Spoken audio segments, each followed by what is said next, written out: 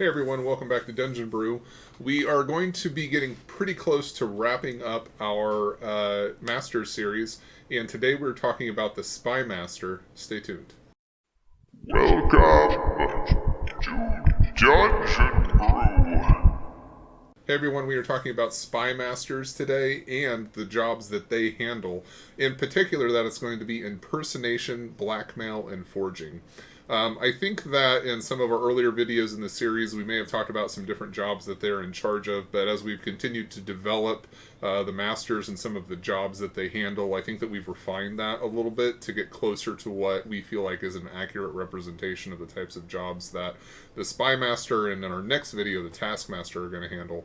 So Joshua, do you want to get us started with what types of jobs these are and kind of the role of the Spy Master in the guild?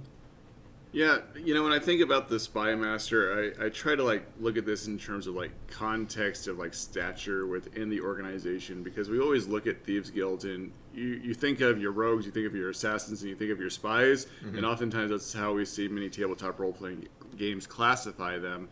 And I always think of the spies as being your intelligent agency level individuals that are in the guild that just have this level of intelligence that may supersede others within the guild, and their jobs that they present are of a similar caliber. So they're just as challenging as you would consider them engaging in covert, clandestine operations, going out and acquiring information that is going to benefit the guild or leverage the guild into a positive position one way or another against their enemies and with their allies.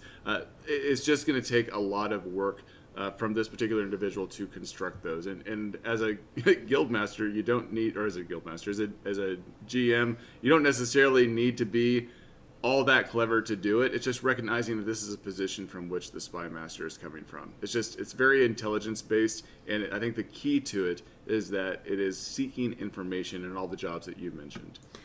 Well, and not only that, so I think we're going to get into some of these jobs and what they entail, but I think that it's important to remember too that the Spy Master doesn't really work in a bubble, which we've talked about this a lot with many of the other masters and how they support one another and how some information is useful for other ones and how they work back and forth with each other in order to basically be successful.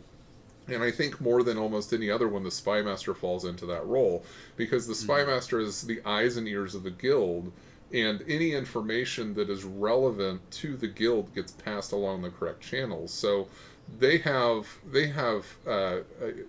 operatives in the government, they have operatives in other guild territories or other guilds if possible. They have operatives within their own guild that are spying on people within their own guild that they don't trust. They have operatives in other cities. It is all over the place, and it kind of reminds me a little bit of the Wheel of Time with the various eyes and ears of the various 𝐥𝐤𝐤s, so that they all have their own connections throughout the world so that they can get information. So the Spy Master is constantly getting information fed into their their repertoire that they then use to the benefit of whomever in the guild. And I think first and foremost, this information gets reported probably to the guild master, so that information can then be disseminated as the guild master sees fit. Yeah, I would agree with that. And I think that's primarily what we're going to be looking at in terms of jobs, at least to start off with, for initial jobs that you'd see from the Spy Master, is the gathering of that information, which when I conceptualize this as a GM, I'm typically thinking of impersonation jobs, which you had mentioned. It's looking at the ability to disguise yourself, have a believable backstory, infiltrate areas that may not be accessible to you otherwise, or even just putting yourself into positions where information can be gathered from a distance. So you may see this in terms of maybe a beggar on the streets, somebody who's pretending to be a hobo, to gather information. It could be a distant family relative that's coming in to visit of nobility, where you've got this backstory where you're now moving in to gather information in some way, shape, or form. But it's about that infiltration. It's about that information gathering and their ability to just really kind of step into that position and maintain that particular role. Yeah, and I initially that's one of the things that we had. We had the begging job, and as we were thinking about it, we were like, there's more to it than this. There's more than just pretending to do this, because the income from begging is not there. That's not what the Thieves Guild is interested in. It's the information that has value. So the spy master's interested in, but yes. Yes. Well, I mean, the guild in general is interested in that information, because information means that they're finding, more things that they can sell, or more things that they can buy, or more things that they can steal. Like, there's any number of things that information can lead to. So you can have the beggar, like you said. You can also have impersonation jobs as guards, impersonation jobs as nobles, impersonation jobs as merchants, any number of those. And they are the kind of things that can be criminal acts, particularly if you're impersonating government officials in some way. And that type of thing can really get spies in trouble if they're not careful, and they have to be careful about how they approach that. Yeah, I'm just like, yeah, you get somebody in there, start catfishing the local mayor, pretending to be somebody that you're not. But it really does have a lot, like, to build up. And I know we're going to talk about here in a little bit about, like, designing these particular quests, jobs for your players. Mm-hmm. But there can be a lot of fun that goes into, like, establishing a backstory, being able to fulfill that, having NPCs that are testing that backstory, where the players have to recall the information and remember it so they don't give away any suspicion to their position, mirroring the right body movements and nonverbal so that others aren't picking up to any, like, red flags about them being in a particular party they shouldn't be invited to, or a particular meeting that they shouldn't be privy to. And it can really present a very fun dynamic for players. Well, and so I think it also presents a different build for the thief, right? Generally, you think of the thief as being stealthy, good at sleight of hand, good at dealing with traps and locks and all these other things. The spy has a different set of skills. They're good at deception. They're good at diplomacy. Persuasion. There we go. Just different editions, but they're good at social skills. They're good at reading people. They're good at a different set of skills that allow them to blend in and not assume attention from anyone. They want to be able to act as the person that they're pretending to be. And I think that's a fun way of allowing something like a bard thief potentially to take on a role within the Thieves Guild. Yeah, I would agree with you. Those are really good points. The other two jobs that we're going to talk about too is the blackmail and the forgery. Right. And these ones, they fall underneath the spy master, but they're a little bit different than the impersonation in terms of what you're doing, because you're still acquiring information, or you're, I guess in the case of forgery, you may even be disseminating information to get a particular response from the community or the area in which you live. But it also requires a different set of skills, which is what you're tapping into. Like, it's not the same typical roguery skills that we would think of. Right, which I don't think... I think that maybe 5th edition has a skill specific with forging. I'm going to have to... I don't think it does, because I asked somebody to roll that the other day and I couldn't find it, unless it's a particular... Oh, you're thinking of cryptography. Cryptography isn't a skill. I think that it's a tool proficiency. I think there's a forging tools is what it is. Whatever it is, I'll probably post it somewhere whenever we get to this point in the video. Regardless, the forging though is a different set of skills. The impersonation of, not only is it like handwriting potentially, it could also just be forging documents so that they have official seals. You would expect that somebody who's particularly good at forging would have an array of signets that I wanted to say rubber stamps, but no, signets, so that they could press and seal the wax so that it has the correct information. God.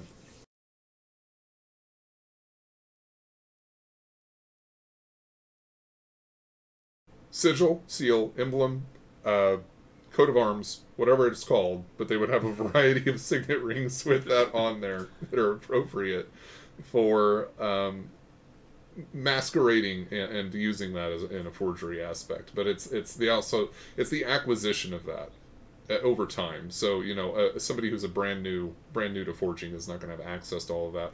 Somebody who's been forging documents or forging information for long periods of time probably has just a case full of rings that are meant to impersonate all these various people. Yeah, I was just thinking about all the other tools that can go into Forgery, from the different level of pins that they have, the broad strokes, the thinner pins. They may have weights that they put in their fingers to put more weight down, depending on the person that they're trying to write the same type of pin piece, to kind of masquerade that a little bit. There's also things you put in between your fingers to give you a different like gesture for like the flow of the pin and how you write it. Maybe I know too much about this, but there's a lot of things that would go in there too without just those signets.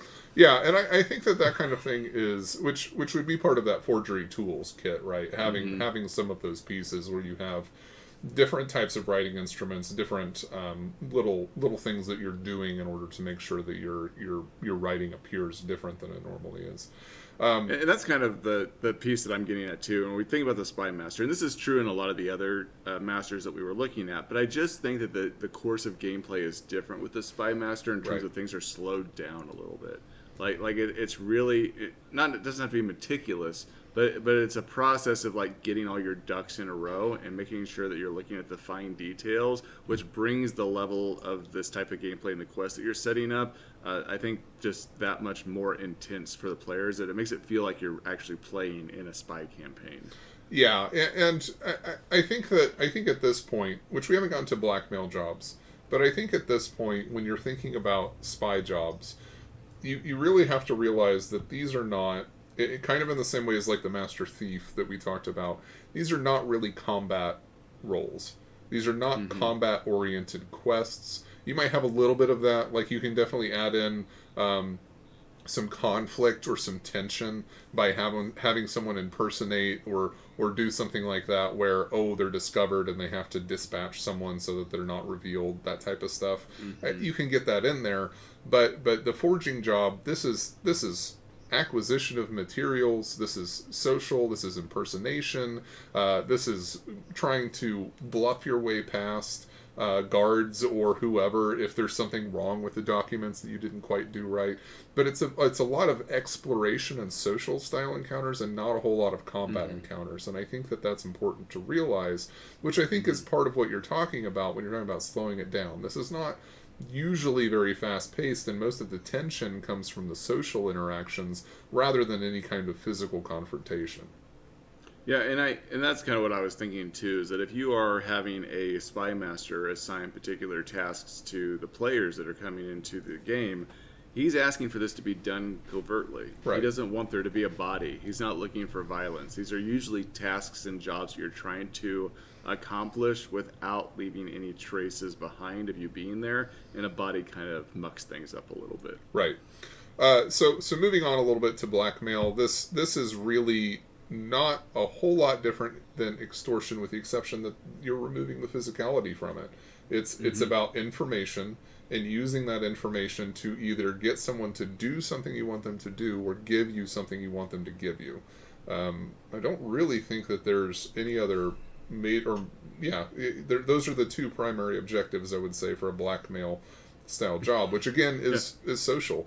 It is exploration, so it is finding the information, and then it is social in order to manipulate somebody into acting upon the information that you've accrued. That's really what it is. It falls into those same things. There could be, again, the same style of tension, maybe minor conflict, but in reality, if the job is handled correctly, there's none of that, because that's not the goal. The goal is to get something or achieve something with the information that you've accrued. And to be honest, as a GM, I would probably give extra XP if they can accomplish it without having the physicality, if it's meant to be one of these particularly type of jobs. Like, if you can go through and get the information and convince them and do well in your skill checks in order to accomplish what you need to accomplish without, putting a letter opener through a guy's leg, extra XP is coming to you for that.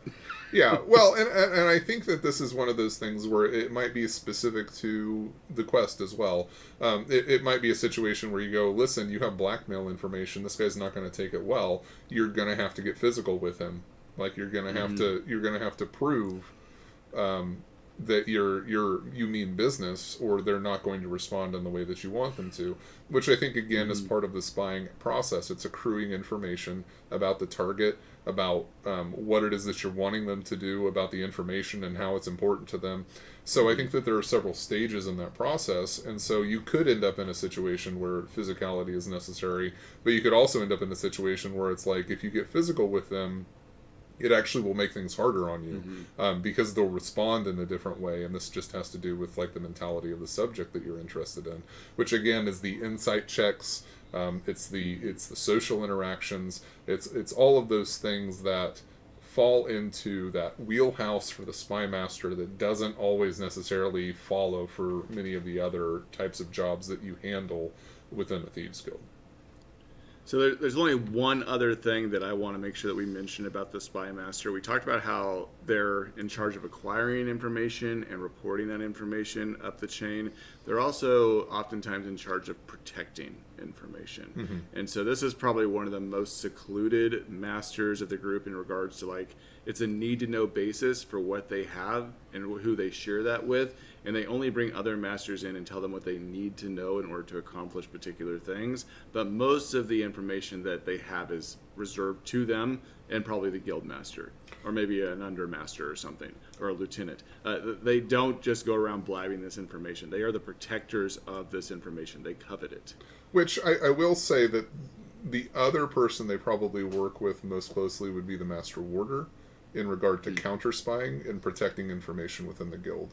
So part of the protection and part of the defense within the guild would have to do with putting specific spies in place within the guild, because this is something we talked about at the beginning of the video, where you have spies spying on members of the guild. That's part of it, to make sure that everybody can be trusted, that you don't have spies in your guild and that type of information. And so the spy master probably works with the Master Warder quite frequently to say, listen, these are my operatives that are, active within the guild.